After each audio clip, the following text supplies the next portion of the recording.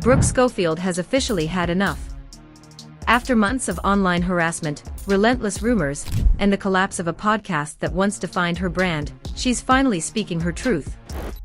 The internet turned its back on her just as quickly as it once celebrated her, and now, she's done playing nice. This isn't just about a relationship, a scandal, or a cancelled show. It's about a woman pushed to the edge by public opinion, fighting to reclaim her name and dignity. As accusations swirl about her fiancé Miles Canton, and whispers of a troubling past refuse to fade, Brooke stands in the storm, unapologetically. Today, we're diving deep into the backlash, the heartbreak, and the broken trust that's shattered her reputation, and maybe, just maybe, exposing what really went wrong. Because one thing's for sure, Brooke Schofield is not staying silent anymore. Brooke Schofield is facing the internet's wrath, and it's unlike anything she's experienced before. Once adored for her raw honesty and viral storytelling, Brooke's trajectory took a sharp left turn last year. What began as a wave of admiration after she exposed her ex-boyfriend spiraled into chaos when past racist tweets resurfaced. That controversy cracked the flawless online persona she'd carefully built. But it was just the beginning. The tides turned again when fans discovered Brooke had moved on to someone new, Miles Canton. At first, curiosity led to typical influencer gossip. But it didn't take long before online sleuths dug up an old Ask.fm account allegedly linked to Miles. That's when things got dark.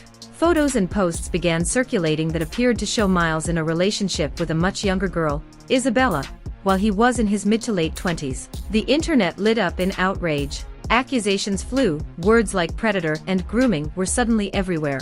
Brooke's fan base, once so loyal, became divided overnight. And as the accusations gained momentum, Brooke made a choice to defend the men she loved. She doubled down, denying everything. According to her, the photos were fake, the posts manipulated, the narrative entirely constructed by Reddit threads and TikTok speculation. She claimed she even spoke to Isabella directly, and that the story simply wasn't true. But her defenses only intensified the backlash. When Brooke and Miles publicly announced their engagement, instead of celebration, the internet responded with renewed fury. Their announcement reopened every wound and reignited every accusation. Critics couldn't believe she was standing by someone tied to such serious allegations. They didn't care that Brooke denied it all. They wanted accountability or silence. She gave them neither. In a lengthy Instagram statement, Brooke poured her heart out. Her message was raw, emotional, and filled with both frustration and desperation. She made one thing crystal clear: if there were any truth to the accusations, she would never defend it. She spoke of her own trauma, her own understanding of what it means to be hurt by men who abuse power. This wasn't blind loyalty. This was, in her words, a battle against lies. But even as she tried to draw a line between her truth and internet fiction, the public wasn't ready to let go. Her post called out the origin of the rumor, Reddit, not an accuser. She emphasized there were no victims coming forward, no evidence, no credible sources. And yet the videos, articles, and commentaries continued. People didn't want evidence, they wanted outrage. Brooke wasn't just fighting for her relationship. She was fighting for her sanity. She spoke of sleepless nights, anxiety every time she opened her phone, and the emotional toll of watching her most private moments, like her engagement, become a public spectacle. What was meant to be the happiest time of her life turned into a nightmare. She expressed regret that she ever shared that part of herself online. Because once she did, the internet claimed ownership. Even worse, the backlash didn't stop with her. It extended to her work.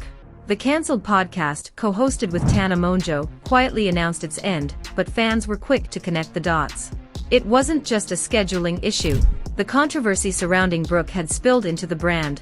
In clips discussing the end of the show, Tana seemed emotionally burdened. All of you, I don't know, I want to speak on you, I guess, and forgive me, but she is a person that you can make comments on and say all these things, but to me she's someone that I know and someone that I sat down doing this for so long with, and someone that I want to see flourish and thrive and get out of this rat race.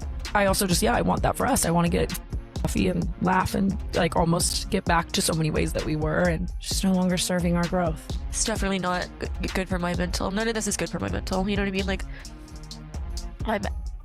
overwhelmingly mentally unstable with no outside influences. So adding, you know what I mean, like all of that in on top of like what I already deal with is just like, I can make it work sometimes and I cannot make it work right now. And I want you to be able to genuinely fuck your phone and it not be a part of your job and a part, you know what I mean, like a part of your life, and then come and do the things that you want to do. And struggling to keep the show alive under the weight of relentless hate and personal breakdowns.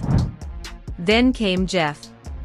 A well-known figure in the influencer world, Jeff Wittek commented on Canceled's end during a podcast appearance. Let's talk about some drama. That canceled podcast is finally over. Ryan, what are your thoughts? How are you going to go on with your life? How will you live? How will you survive? I don't know. I think Tana will probably continue the show by herself, and it'll be a lot better. What? Bro, damn. What? That was a why is it brutally, over? I guess, truthfully honest answer from you. Why is it over? Brooke, I mean, come on. What don't you like about Brooke? I don't know.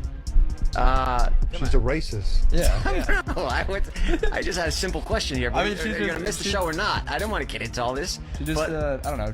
I mean, speak your mind, you know? I'm not speaking my mind, Isn't just she going by dating- what I isn't read on the internet. Yeah, I'm repeating what I heard on the internet. She's racist, she's dating a pedophile, and then something else.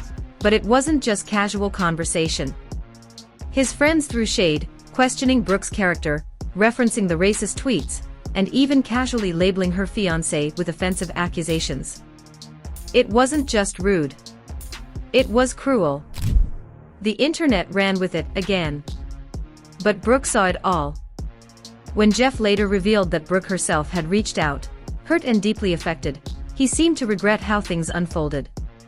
She wasn't just a name on the internet. She was his friend.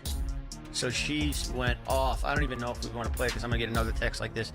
But she sent me this text, and when I wake up in the morning, my eye doesn't work for like 5 minutes because it's just like not, it takes a while to like get in place. It's healing still. I'm still in the healing process. So I thought this was Ryan texting me, like this whole thing about Eddie wanted deleted, and and I was like, what the fuck about this Brooke? And she goes, we're just showing my text how stupid I am. It? Yeah, how.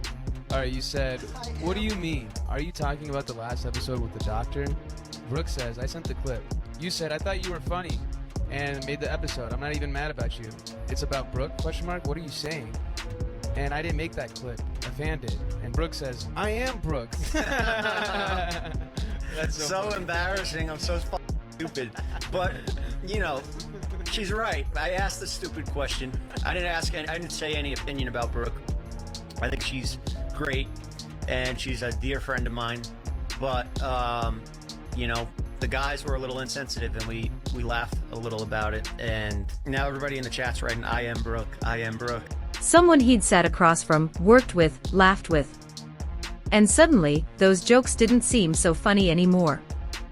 But damage was done. Brooke's efforts to defend herself have sparked a wider debate, not just about her, but about the culture of cancellation, digital gossip, and the ethics of belief without evidence. Her followers and haters are divided into camps, those who believe her unwavering support of Miles is proof of strength and loyalty, and those who see it as willful ignorance or worse, complicity. The truth remains murky. Isabella, the girl at the center of the controversy, has never spoken publicly. Brooke insists they never had a relationship, that the photos are explainable, that this is all fiction. A woman being torn apart for choosing to love someone controversial. A partner being condemned for allegations he denies. And an internet audience that demands confession, even when there's nothing more to say.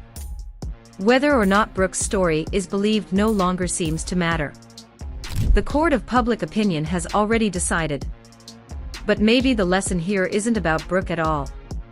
Maybe it's about all of us, how quick we are to judge, how eager we are to destroy, and how blind we become when emotion overrides evidence. Brooke Schofield may be many things. But one thing she refuses to be is silent. And in a world that often punishes women for defending themselves, maybe that's the boldest choice of all. The internet can make or break anyone in a matter of moments, and Brooke Schofield is living proof of that. Whether you believe her or not, her story raises difficult questions about accountability, cancel culture, and the cost of living your life online. As the dust continues to settle, one thing remains clear: Brooke isn't backing down. And maybe that resilience, no matter how controversial, deserves to be heard. If you've made it this far, thank you for keeping an open mind. Let us know what you think in the comments below. Should Brooke walk away from the spotlight or keep fighting back? If you're into stories that dig deeper into the drama and look beyond the headlines, make sure to like, share, and subscribe. We've got more unfiltered, emotional deep dives coming your way, and trust me, you won't want to miss what's next.